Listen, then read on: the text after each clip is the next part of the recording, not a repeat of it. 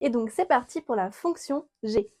La fonction g, c'est la fonction qui a x associé moins 2x au carré moins 3x moins 5, facteur de moins x au carré plus 4x plus 5, le tout sur exponentielle 2x au carré moins 5x plus 3. Tout comme précédemment, on va donc d'abord étudier le signe de chacun des facteurs et du dénominateur. Donc pour le facteur moins 2x au carré moins 3x moins 5. On va donc résoudre l'équation, donc ce polynôme égale à 0 pour déterminer les racines éventuelles. Donc on commence par calculer le discriminant. B carré moins 4AC, B carré c'est moins 3 au carré, donc 9, moins 4AC, donc A c'est moins 2, C c'est moins 5, donc 4 fois 10, ce qui nous donne en fait moins 31. Moins 31 c'est négatif, ce qui veut dire que le polynôme sera toujours du signe de A. Ici, notre A c'est moins 2, donc le polynôme sera toujours strictement négatif. On continue avec le deuxième polynôme, moins x au carré plus 4x plus 5. Donc on résout ce polynôme égal à 0.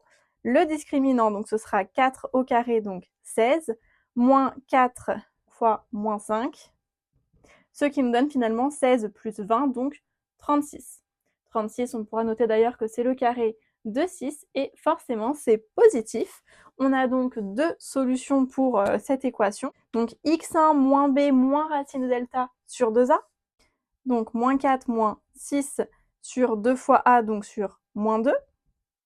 Moins 4 moins 6 c'est moins 10 divisé par moins 2, ça nous donne 5.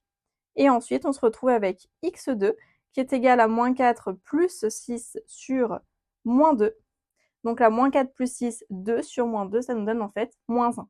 La première racine, c'est moins 1, la deuxième, 5. Et donc du coup, on est du signe de A en dehors des racines. Le A ici est négatif, c'est moins 1, donc on a moins, plus et moins. Pour l'exponentielle, on sait qu'elle est toujours strictement positive. Donc ça, il n'y a pas d'étude de signes à faire en particulier. Et donc maintenant, place à notre tableau de signes.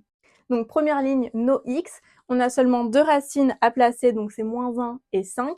Sur la ligne suivante, on aura moins 2x au carré, moins 3x, moins 5. Puis ensuite, moins x au carré plus 4x plus 5. Et enfin, donc exponentielle de 2x au carré moins 5x plus 3. Notre premier polynôme est toujours strictement négatif. Le deuxième est d'abord négatif, puis positif, puis négatif. Et enfin, l'exponentielle est toujours strictement positive. Finalement, notre fonction g sera d'abord positive, négative, puis positive. On applique simplement la règle des signes. Et donc c'est parti pour la fonction logarithme népérien.